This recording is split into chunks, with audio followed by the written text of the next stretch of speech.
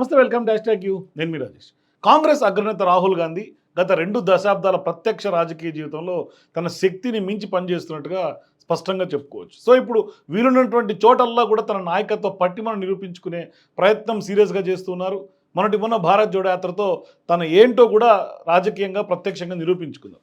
అయితే ఆయనకు తాజాగా కొంతకాలంగా కాలం కలిసి రావడం లేదేమో అనే చర్చ జరుగుతుంది. ఎందుకంటే ఆయన గాంధీల కుటుంబానికి చెందినటువంటి 5వ తరం వారసుడు అన్నది మాత్రం ప్లస్ కంటే కొంత మైనస్గానే ఎక్కువ శాతం రాజకీయాల్లో మారుతోంది. సో కాంగ్రెస్ వారసత్వం ఆయనకు గుదిబండగా అయ్యిందని తెలిసే ఆయనకు ఆ పార్టీ అధ్యక్ష పీఠాన్ని కూడా అధిరోహించలేదు. దానికి మల్లికార్జున ఖర్గేకు ఆయన అధ్యక్షుడిగా చేసి ఆయనకు బాధ్యతలు అప్పచెప్పారు.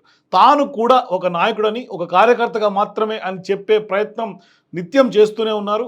అదే సమయంలో సాధారణ జనంలోకి వెళ్ళి ఆయన మమేకమవడానికి కొంతకాలంగా ప్రయత్నాలు చేస్తున్నారు. కానీ భారత్ జోడో యాత్రను చేపట్టారు. మరోవైపు కాంగ్రెస్ సీట్లను లోక్సభలో సెంచరీకి చేర్చారు. అయితే ఇది చాలదు, ఇంకా కావాల్సి ఉంది అనేది మాత్రం స్పష్టం. సో ఇప్పుడు వివిధ రాష్ట్రాల్లో కాంగ్రెస్ ఓటమి చెందడంతో కాంగ్రెస్ సోలోగా హిట్ కొట్టాలి, రాహుల్ నుంచి మెరుపు షాట్స్ అంతా ఆశిస్తున్నటువంటి పరిస్థితి. దేశమంతా ఇవాళ రాహుల్ వైపు చూస్తూ ఉన్నారు. సో ఇప్పుడు ఆయన లీడర్షిప్కి మరింతగా మన్ననలు దక్కాలని పార్టీలో లోపల బయట అంతా కోరుకుంటున్నటువంటి పరిస్థితి. మరోవైపు చూస్తే రాహుల్ గాంధీ వ్యూహాలను సైతం మార్చుకోవాల్సినటువంటి అవసరం కూడా ఉంది అన్నవారు కూడా ఉన్నారు. ఆయన నరేంద్ర మోదీ అండ్ అమిత్ షా ద్వయాన్ని ధీటుగా ఎదుర్కొనే క్రమంలో సాధించినటువంటి స్కోర్ ఎంత అన్నది కూడా ఇప్పుడు ఒక డిస్కషన్ పాయింట్గానే ఉంది. సో ఇప్పుడు ఇవన్నీ పక్కన పెడితే రాహుల్ గాంధీ ఇండియా కూటమిని నాయకత్వం వహిస్తున్నారా అంటే అవుననే చెప్పాలి. ఆయన లోక్సభలో కూడా అపోజిషన్ లీడర్గానే ఇండియా కూటమికి కొనసాగుతున్నారు. మొత్తం 240 దాకా ఇండియా కూటమి సీట్లు సాధించుకుంది. దాంతో లీడర్ ఆఫ్ అపోజిషన్గా కేవలం కాంగ్రెస్కే కాదు ఇండియా కూటమికి కూడా అన్నది మాత్రం ఇవాళ గుర్తెరగాల్సినటువంటి విషయం.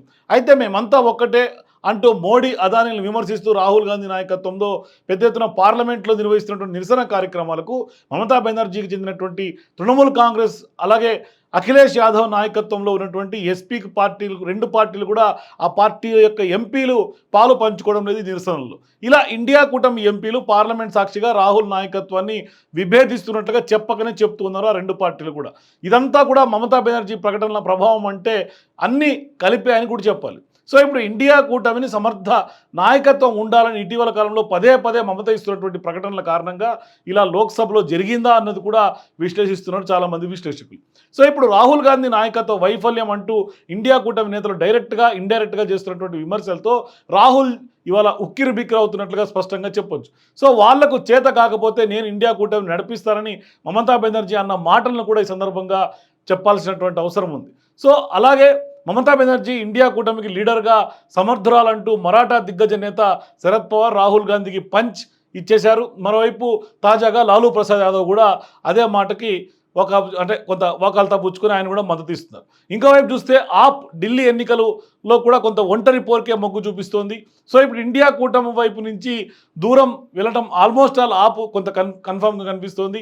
సో ఇప్పుడు హర్యానా, మధ్యప్రదేశ్ వంటి చోట్ల ఎన్నికల్లో తమకు అవకాశాలు ఇవ్వలేదని వామపక్షాలు కూడా కాంగ్రెస్ మీద, రాహుల్ గాంధీ మీద గుర్రుగా ఉన్నట్టుగా స్పష్టంగా చెప్పొచ్చు. సో ఇప్పుడు ఇవన్నీ చూసినప్పుడు రాహుల్ గాంధీ నాయకత్వం సంక్షోభంలో పడిందా అంటే, ఇండియా కూటమిలో విభేదాలు ఉన్నాయా అంటే ఆ కోణంలోనే కొంత సీరియస్గానే కొంత ఆలోచించాల్సినటువంటి అవసరం ఉంది. అయితే రాహుల్ గాంధీ యాంటీ మోడీ స్టాండ్ బలంగా తీసుకుంటున్నారు.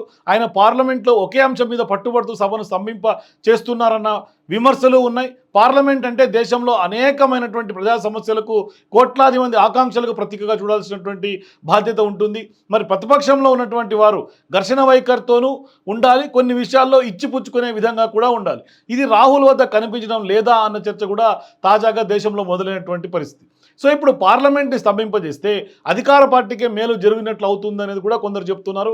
అలా కాకుండా ఇన్ని ఇష్యూస్ సభలో పెట్టి చర్చించినప్పుడే విపక్షానికి కొంత రాణించదగ గుర్తింపు వస్తుంది. మోదీ అదానీ ఒకటే అన్నది ఎస్టాబ్లిష్ చేసే ప్రయత్నం వరకు ఓకే అయినా దానిని పట్టుకొని కూర్చోటం వల్ల ఉపయోగం ఏమిటి అన్నది కూడా కొంత సరికొత్త చర్చగా మారింది. సో ఇప్పుడు ఇవన్నీ పక్కన పెడితే రాహుల్ నాయకుడిగా తనను తాను రుజువు చేసుకునే క్రమంలో పదవులను కూడా సవాల్గా స్వీకరించాల్సినటువంటి అవసరం ఉంటుంది. తాను కాంగ్రెస్ అధ్యక్ష పదవిని ఆయన కాదనడం ద్వారా తాను బలహీన నేతనని కూడా కోరి సంకేతాలు ఇచ్చారా అన్నది కూడా కొందరు విశ్లేషకుల యొక్క మాట. సో ఇప్పుడు ఇండియా కూటమి సారథ్యం విషయంలో వస్తున్నటువంటి విమర్శలు, ఇస్తున్నటువంటి ప్రకటనల మధ్య రాహుల్ కొంత వ్యూహాత్మకంగా అడుగులు వేయాల్సినటువంటి అవసరం ఉంది. సొంత కుంపటిలో కూడా ప్రత్యర్థులను దారికి తెచ్చుకునే కార్యక్రమం గురించి కొంత దాని మీద దృష్టి పెట్టాల్సినటువంటి అవసరం ఆవశ్యకత ఉన్నాయంటున్నారు చాలామంది నిపుణులు. సో ఖచ్చితంగా రాహుల్ గాంధీ భవిష్యత్తులో సక్సెస్ఫుల్ లీడర్గా ప్రధానిగా చూడాలనుకుంటే మాత్రం ఖచ్చితంగా జర జాగ్రత్తగా అందరినీ ట్రాక్లో పెట్టాల్సినటువంటి అవసరం కనిపిస్తుంది. For more videos please watch #.